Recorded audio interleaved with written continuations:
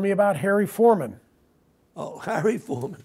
Harry Forman, as you possibly know, right after, before the war and after the Second World War, he was in the fruit business. He was a fruit vendor. First he started out as like a stand, then he became a vendor, a distributor. And then he decided to go into the coin business. And he was a very nice guy to know. He was very, very common. He wanted to work with everybody. He wanted you to share with him.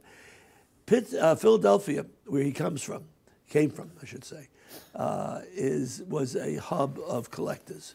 The Mint was there. A lot of collectors were there. People like Bolivar was there, Dave Bolivar, and then, of course, his wife, Catherine Bolivar, who's still there, by the way. And there were other well-known collectors in the area. So Harry used to go around to every bank and try to find something different. And he would also have an opportunity to see what might have been coming through the banks that were going to be turned over to the Mint, including gold coins. He found little hoards. I remember he brought in once a roll of, I believe it was 1874 gold dollars, Mint State, a whole roll. This is the kind of things that Harry found or uncovered.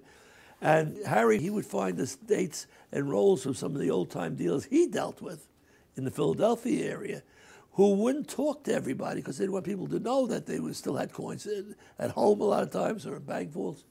And he would get them every once in a while, and we would then buy them from Harry. And Harry always was very fair with his price, and he would always fill in a thing. Whenever time we ever ran short of proof sets, Harry would actually drive with something that cost him $2.10, let's say 100 sets, and drive them from Philadelphia to New York to make the delivery. And this is the kind of person that he was. He was warm, he was sweet, he was the greatest storyteller in the world. I will tell you that. He had a memory of things that happened in his lifetime that were, of course, didn't span the amount of time that I was in the coin business, because Harry only started I think it was right after the Second World War, so that would bring it up a little different than myself. But he did things and for people. He was very close to John Ford. John Ford and he had a welding friendship, and it was easy for Harry to visit because he'd visit us, drive around the block, and there was by John Ford, or vice versa in that direction. So he had a lot of things that made him a wonderful person to deal with, to know. And I will tell you something. It's one of a group of the dealers that I actually was crying when I heard he died.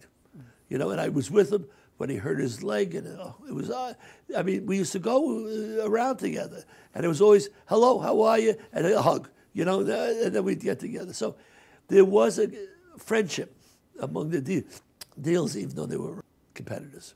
And he had his coin shop, and Harry was a person who thought nothing of driving to New York with a package. He thought nothing of helping somebody out. But he was the kind of a guy that every once in a while decided it's nice time to take a gamble. And he did go to places like Vegas to gamble. So he wasn't always endowed with capital, so that you had to go help him all the time. And he would find books in our old library, came from some of the old coin dealer libraries in Philadelphia. He was around. In other words, he was a good person. He was though he had a shop and an office, I would call him more like an itinerant dealer. And of course, I can't think of her name right now. Ruth Bauer. Ruth Bauer worked thank you. Ruth Bauer worked for Harry for many, many years. She's still alive in the last phone call I made. Harry and I were together. I remember one thing, 'cause I got the picture at home yet.